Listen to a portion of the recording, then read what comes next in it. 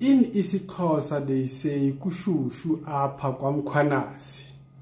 Now let me break this one nice and slow for you guys. And before I do that, make sure you like this video and you follow me, because General Mkhwanazi is not holding back, so there is more revelations that are coming by the minute as he speaks to the parliamentarians. So last night he indicated that after he opened a criminal complaint, or actually before he opened a criminal complaint following his July 6th media briefing, he had requested the National Commissioner General Masemola to confirm in writing whether he instructed for those documents to be removed from KZN. And indeed, National Commissioner did not just provide it in writing, he provided a sworn statement saying, "It's not me, I was not part of that."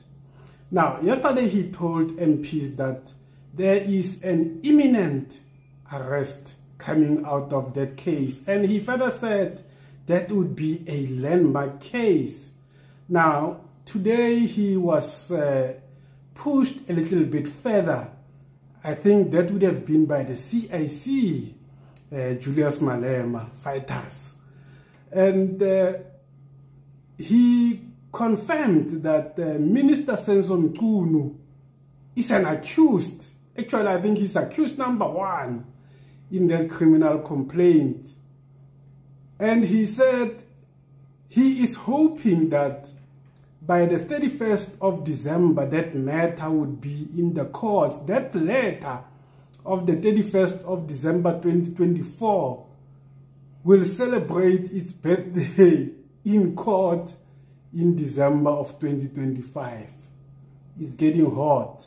Hence I'm saying Minister Mchunu or Mr. Mchunu is facing an arrest. That is my analysis.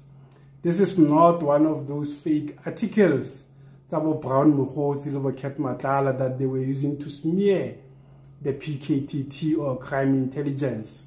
This is my analysis based on the evidence that Mkhwanazi is delivering.